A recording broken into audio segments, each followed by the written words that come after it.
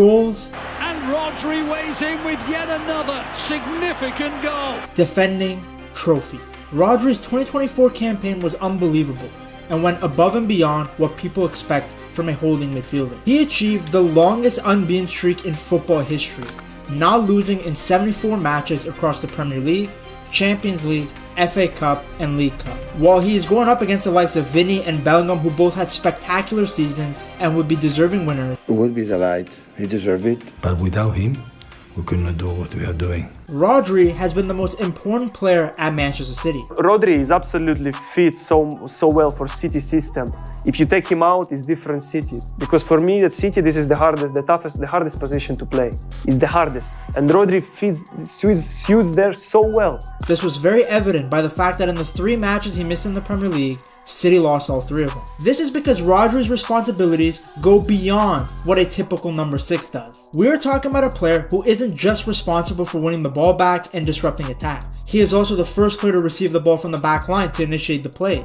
He dictates the tempo, creates chances from deep. In fact, as he has played more and more under Pep Guardiola, he has transformed into a hybrid between a number 6 and a number 8. That explains the fact that a holding midfielder got 12 goals and 14 assists while creating 11 big chances. 8 goals and 9 assists in the Premier League from a player who on paper is responsible for being an extra layer of protection in front of the back line. Rodri had the most accurate passes in the Premier League, 388 more than the next best, Lewis Dunk. As if that wasn't impressive enough, he achieved this feat with a 92% pass accuracy. Only Kovacic had a better passing accuracy. And it's not like he's some side-to-side pass merchant. He also had the most successful passes in the final third amongst all Premier League players. He had 300 more final third passes than Odegaard, one of the best attacking midfielders in the league. His goal contributions came in clutch moments as well. He scored a late winner against Sheffield, a late equalizer to get a draw against Chelsea, and a banger against West Ham on the final day to help City lift yet another Premier League title. Just as a reminder, when Modric won the Ballon d'Or in 2018, he had 4 goals and 12 assists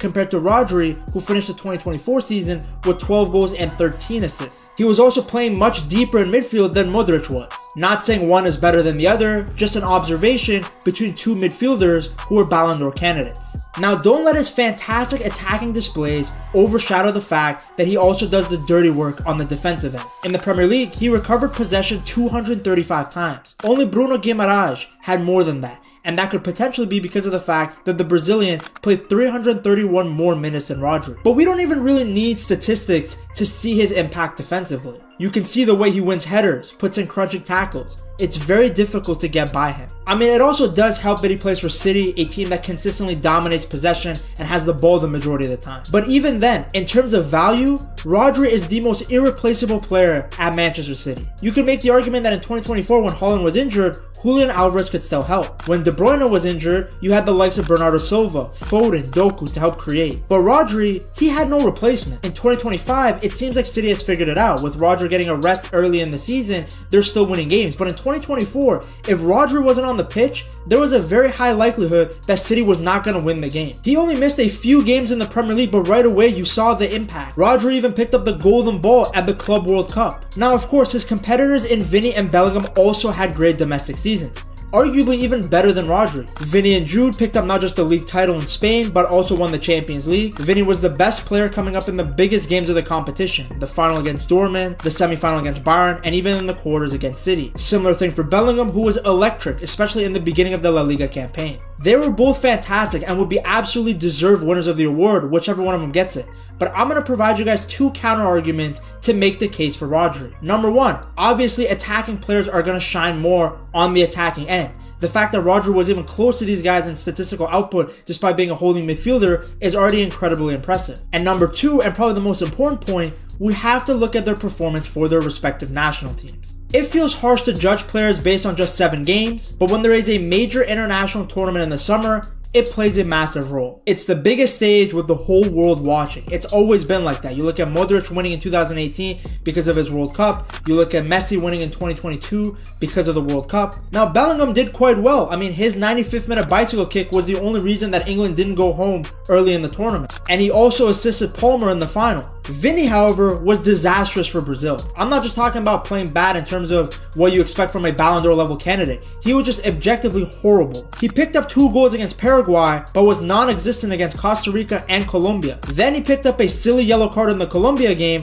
that got him suspended for the quarterfinals against Uruguay. Rodri, meanwhile, had a very good tournament. Scored the equalizer against Georgia, controlled the tempo like he did for City, and him along with Olmo and Fabian Ruiz pretty much outplayed every midfield they played against. Rodri was the player of the tournament and showed all of his qualities on the biggest stage as Spain became European champions. Keep in mind as well, Spain were not favorites at all going into that tournament. Majority of people had England, Portugal, France, and Germany as the actual favorites to win the competition. Rodri did get injured in the final, but he still played great before he was substituted out, and let's not forget that it was his midfield dominance that allowed Spain to reach that final. Zubamendi did a great job as the substitute, but we shouldn't let that take away from what Rodri did all tournament. There were other Spain players who did amazing, like Olmo, Yamal, Nico Williams. I wouldn't really disagree with you if you felt like those players actually had a better Euros campaign than Rodri. But what Rodri does well will never be flashy. It won't necessarily catch your eye on a consistent basis. He is doing the fundamentals, the basics of football, but doing it consistently and at a very high level. But it's those so-called boring aspects of football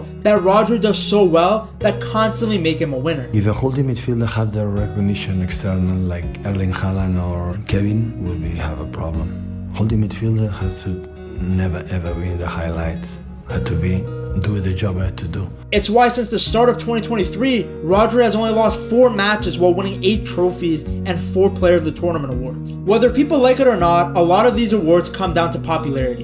It's just the reality.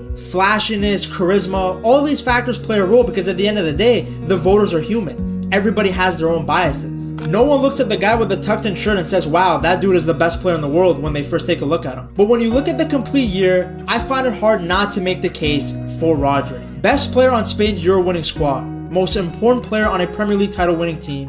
He had the consistency, the big game performances, the trophies. But as I said, Vinny and Bellingham would both be deserving winners. This is not one of those Ballon d'Ors where if one person doesn't win it, it's automatically a robbery.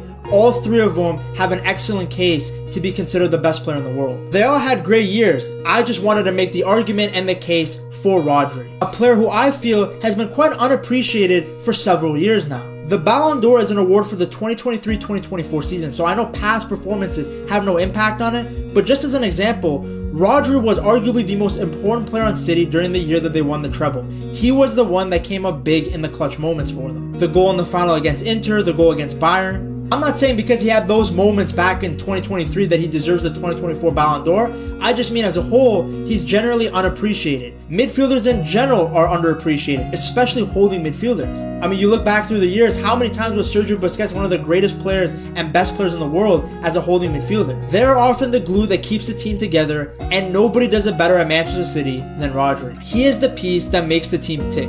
The ability to be able to impact the game both with and without the ball is a criminally underrated feature of the Spaniard. Maybe City players in general just all fly under the radar. You see the discourse around Haaland, it would make you almost forget that this guy is one of the greatest goal scorers we've ever seen.